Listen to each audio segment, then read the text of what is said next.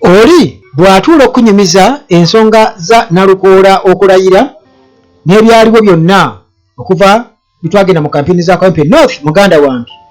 emboozi oyinza okugiwuliriza bw'oba oli mu nnyonyi, osobola okugiwuliriza nga ovudde e Kampala wano paka mu America, zonna stopovers z'okola zonna ng'okyawuliriza emboozi y'emu, kubanga muganda wange eno ebyoyo byafuuse namulanda ng'amabeere gaki, ng'amabeere g'embwa. Kakati munnange mugaliwo olire sipiika tubuulidde ku by'okulayira kwa Nalukoola kiki ekireetedde okukeerewa, ate Mukasambidde naye n'ayongera okukakasa era ku by'okulayira kwa Nalukoola. Kakati olwo munnange NRM nayo era still mu nsonga z'okulayira kwa Nalukoola bazaagazaaki, lwaki okuwaawo oba okuliisibwawo kuno kwonna. Kakati era munnange Speaker Among atunyonyedde ku mmotoka ya Ssenyonyi eyeenoonebwa yeera mu kalulu ke kamu aka Kawempe North. Ebisasa munnange byo tebiggwa kubanga Nambi ono Nalukoola gwe yakava ku megga akalulu wano, muganda wange atugambye nti obululu bwe bweyongeddeko kuvako bwe bumumanyi kwegamba mu kubala nga bwonoga nti Nalukoola yafuna bwe buti naye yafuna bwe buti, kati bweyongeddeko. FDC ye emaze okubeera nga ekakasa Nalukoola, ate munnange n'ebirala ebitonotono ku nsonga z'e Kawempe North. Teweerabira okusubscribinga ate onyige notification bell osobole okubeera nga ofuna buli wempanika wano emboozi ku Uganda at large. Sharinga kikulu nnyo era likinge. Hillside View Apartments bwe bali nnyo wali ku Kasozi Jjanyi Ntebe Road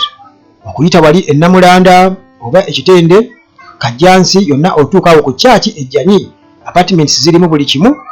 weetaga bwetaazi kutwalayo tuluuto nabo bweyegoyewo butonotono, amasannyalaze kwegali tegavaako, ate era wifi ya bwereere, security weeri okukosa n'emmotoka eyinza okunnako airport gwe wenna munnange abeera abuukinze nabo. Timo Property Consultants Limited nabo bwe bali nnyo ku nsonga z'ettaka. Oyagala kubeebuuzaako ku nsonga z'okuprocessinga ebyapa, Timo Property Consultants bwe bali nnyo. Ate era omusawo waali wano ku Uganda at large nga bulijjo tuba tumuulanga, kikulu nnyo abantu kubeera nga munnange temubeereeyo mu kusoberwa. Mwali badde mujja ne mufuna obujjanjabi. Omusawo waali wano ku Uganda at large, ennamba yenjirina. Ennamba zange ziri yaabwe esembi ya 15 endala esembi ya 73, nsobola okubawa ennamba y'omusawo. Mwongere okubeera nga musiibulula abasiibe era tusiima bwongerwa. Wano ku Uganda at large mu mikwesese babeerawo bangi ddala era beeyongera bungi buli lukya. Ate era munnange Mukama atusobozesezza okubeera nti tumalako. Yes, kisiibo bwe bati bakikwasaganyizza era nga maanyi g'abantu okubeera nga basiibulula abantu wano. Kale gwe wenna alina ky'osobodde, si mu mbeera yalukako naye osobola okubeerako ky'osuulayo. Ennamba zange bwe ziri awo era babeerawo wano, abantu bajja buli kawungeezi n'abasobodde okubeera nga munnange babako kye batwalako ddaako naye era bavaawo nakyo capati n'ebityo nga bw'obemanyi. Kale obuyambi bwamwe bwetaagisiza ddala ku nsonga eyo, just kubamanyisa bumanyisa. Munnange Nalukoola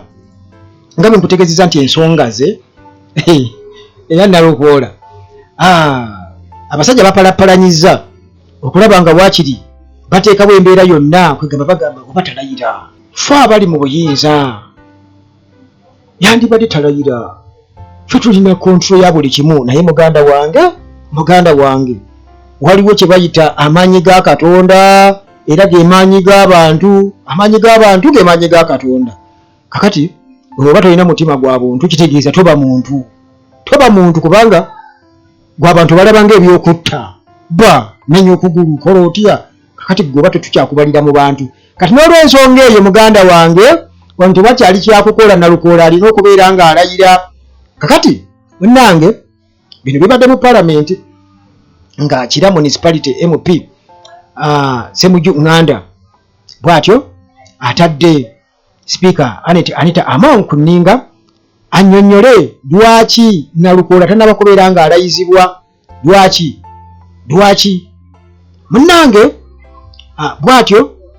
jukira nga Nalukola amaze okubeera nga awangula akalulu Maachi nga 14 2025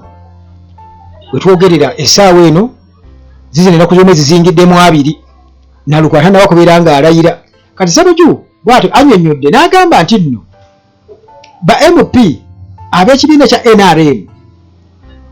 kati nga Michael Mawanda wa Igara East ono yalayizibwa nti enkeera bwe yawangula leero katugeze enkeera ne bamuwalayiza mu parliament mu by election eyaliyo Igara East ne bamulayiza era munnange mu kwongera okubeera nga anyonyola ku kino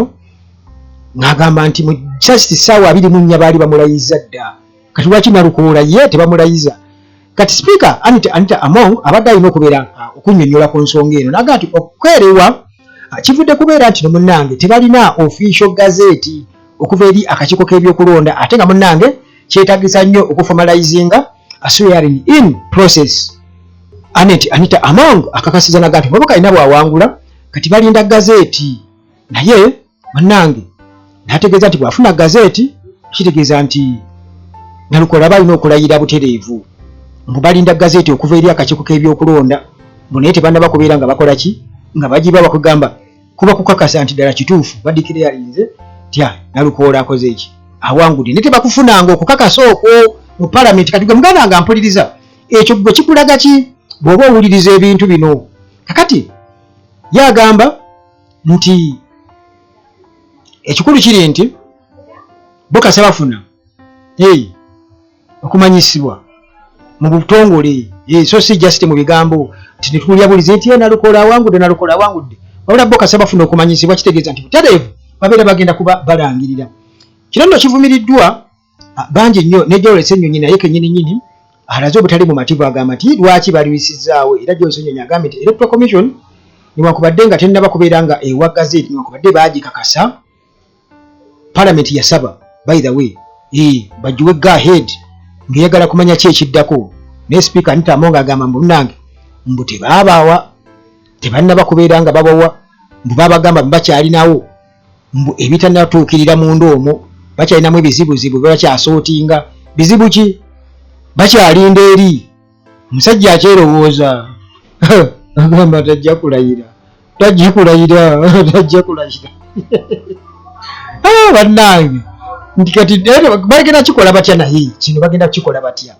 kubanga kirabika kino kisusse bwe kyalikomye kakati munnange omwogezi wa Electoral Commission Julius Muchunguzi tannaba kubeerako kyawa tannaba kubeerako kyayogera n'amasimu ge muganda wange bw'atyo bw'oba kubako takola ki kubanga twagala okumanya okuzira mu nsonda ez'enjawulo kagondi kubirako ku musajja oyo Muchunguzi tulabe esimu takwata kakati munnange ate era ku nsonga y'emu nti abali mu kubuusabuusa Nalukola tajja kulayira waliwo omusajja amuyita Mukasambidde ono nga ye vice president owa Democratic Party eya Mao ono yannyonnyodde n'agamba nti ye ayagala okubakakasa nti tewali kubuusabuusa kwonna Nalukola alina okulayira newankubadde nga munnange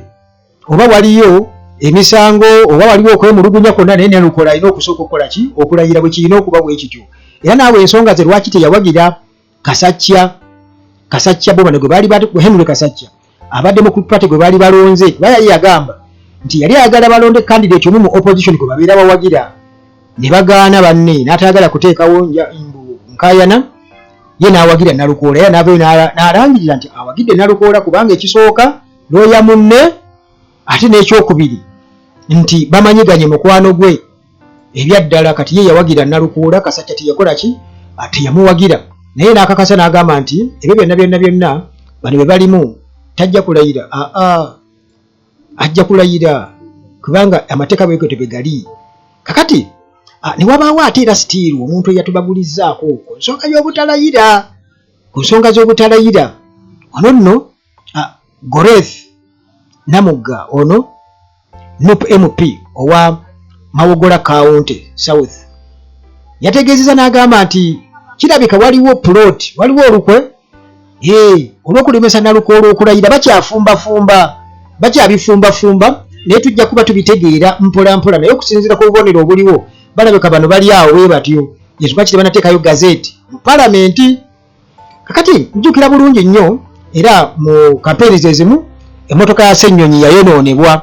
Ssenyonyi bwe bagenda okuba nti nno munnange bakwata abali babba obululu mu nnyumba emu, munjukira bulungi nnyo. Kakati bwe batuuka e Nameere mujjukira basooke bakuba ebbatuuni wano ku liiso gundi Secretary General Rubongoya. Kati emmotoka ya Ssenyonyi nayo bagyonoonerayo naye kati sipiika agambye nti munnange ono leader of opposition era parliament kikakatako kubeera nti nno emmotoka ye oba ebintu byakozesa babirabirira. Kati emmotoka ye bagenda kugiddaabiriza newankubadde nga si be baali bamutumye teyaliko official duties za parliament gye yali alaze, naye bo munnange balina okubeera nga bagiddaabiriza, buvunaanyizibwa bwa gavumenti okubeera nga bakola ki, bagiddaabiriza. Abamu ne bakiwagira abalala nga bagamba nti Ssenyonyi teyali ku mirimu mitongole gya palamenti, yali ku bintu bye nga ye ng'omuntu, nti kati gavumenti tesanye kubeera ng'eteekako sente z'omumuso. Naye jjukira nti emmotoka ya gavumenti era Ssenyonyi alina okubeera ng'agitambuliramu. Kakati tumanyi bw'aba agenda ewuweeka aba agireka ku palamenti oba agenda nayo, awo tetumanyi nti bw'aba oba ng'atambulako ng'alina w'alaga nti era si tasigaza bukuumi nga leader of opposition, kubanga still leader of opposition. Tuba tulaba General Museveni ne gy'alaga yonna atambula nayo convoy ye kusa ne toilet ye yonna batambula nabyo, ne muhoozi ennaku zino naye atambula nayo toilet wonna wabeera akola ki, wabeera kati n'ennyonyi bazirinnya helicopter. N'ennyonyi ya president lumu yavugako muwala wa General Museveni yali Natasha okumutwala e Germany okuzaala, mujjukira bulungi nnyo ebintu ebyo. Kakati munnange naffe tetwaliyo gye bafunye olubuto, sifa abanyokesa. Kakati munnange mu ngeri gye wali badde ogamba ey'okutuleeta akaseko ku matama kumpi kwagala kujja maziga Nambi, Farida Nambi naye naakyakalambire kuba jjukira yasooka nakkiriza nti yawangulwa, naye wuuno atugamba nti obululu bweyongeddeko kati mbu luli abadde n'obululu 8,593 kati essaawa newetwogerera alina obululu 958. Kubo bwe yafuna mu by election y'e Kawempe North bw'atyo bw'atutegeezezza era ndowooza alina essuubi oba oli awo obululu nti bugenda kweyongerera ddala, oyinza okwesanga bweyongedde mpola mpola nti oba oli awo bwe baayuza bwe bagamba bannupu bwe baayuza n'obulala bwonna. FDC yo already Patrick Oboya Muriat yakkiriza dda era n'ayuzayuza Nalukoola n'agamba newankubadde waliwo bitatuukirira mu kuba tebakkiriza nti kadeti waabwe Sadaati Mukiibi asobola okubeera ng'afuna obululu obwo 3 bwali butono nnyo, naye ne bakkiriza kubanga bo bagamba nti Kawempe nga FDC babaddengayo n'abantu bangi nnyo abawagira FDC, naye okuva leki nti munnange bwe bityo byazze bo ne basalawo ne bakkiriza, naye lwakuba nti n'avumirira ebyabadde mu kulonda obubbi bwonna bwonna n'okutulugunya abantu bannamawulire,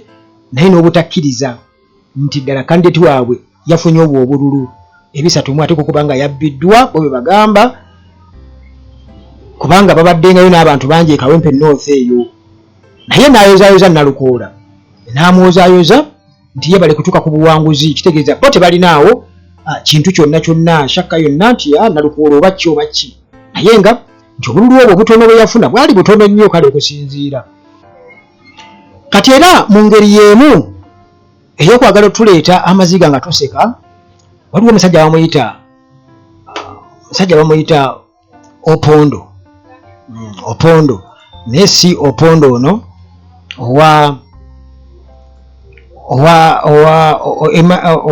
omulala ono Opondo so oyo. Kati Opondo ono wa munna PLU ono nno atutegeeza n'atugamba nti Sanyuka TV yakkidde omutimbagano ku mukutu gwa X n'ategeeza nti nno abanup babadde bawadde ebiragiro Sanyuka TV ederitingeyo obubaka obwayisiddwawo Balamba Ruhagara nga ayanika nup engeri gye yeefugamu akalulu ka Kawempe North n'okutuuka okuba abantu n'okwambala ebyambalo bya jaati abanup babadde bagiragidde bagiwadde ebiragiro nti babusanguleyo ku mukutu gwabwe. era nakuwa omulanga eri mukama we Muhoozi ti mukama wange kirabika Nuupu kakati n'amawulire ye gakontrolinga media houses zigiwuliriramu nnyo okitegeera ndowooza obusungu Muhoozi bwalina kuba kati be advisors be olibamuwa amagezi kati ate namunange mu ngeri y'emu waliyo omusajja muta Emmanuel Dombo kati Emmanuel Dombo ye yatuuse okubeera nga ayogera agamba nti yabadde afunira ekyokuba bannamawulire n'agamba kibi nnyo lwaki babatagetiize n'agamba kale singa kyabadde kukuba bannuupu ba polling agents bannuupu ekyo kyo kitegeerekeka ekyo kiri kale ekyo kiri fine kikkirizika naye kuba bannamawulire ekyo tekikkirizika n'akivumirira ye munnange Muhoozi nga bw'ayongera okubeera nga akakasa yaga nti Nuupu bakaabanga bakazi naye naga ati bagenda kubeera nga bakkiriza bo nga bo tebagenda kubeera nga bakkiriza yadde yasaasidde bannamawulire newankubadde nga ate mu bbalamu yabyegaana eno ate mukama we no abasaasira bannamawulire bye baakola nagamba tekijja kuddamu kubaawo ekyokubakuba kuba kitegeeza nti ebiragiro bye byabadde byebyo naye tekidda kuddamu kubaawo kati n'alayira mbu NRM PLU ne ba stakeholders abalala abalwanizi b'eddembe ba true patriots okitegeera nti bamalirivu nnyo okulaba nga badifendinga eggwanga lino tebagenda kulireka kubeera nga ligenda mu mikono gy'abantu mbu abeenoonyeza ebyabwe ng'abantu abagala okulinunula mbu bo awo tebagenda kubeera nga bakola ki bakkiriza ku nsonga eyo era bagenda kumalayo n'agw'omu buto alright sigenda kubeera nga nsukkawo nnyo wano muganda wange sigenda kubeera nga nsukkawo wano eyo yebadde emboozi yaffe naye nga ky'obumanya nti sipiika tugambye nti tebannaba kubawa gazeeti nga akakiiko k'ebyokulonda okubawa gazeeti bakawe palamenti bagiwe palamenti okakasa nti ddala Nalukoola yawangula alayire so nga ate abantu bonna aba NRM abazenga bawangula mu by elections 24 hours nga babalayiza Nalukoola kati yakamala ennaku zino 6 tugenda mu lwa 7 biki ebiri awo bagamba nti wali omukka tewabula muliro bye tulize muganda wange wabala nnyo kumpuliriza tusinkana te mu mboozi zaffe eziddako wano ku Uganda at large mukama Katonda abakuume.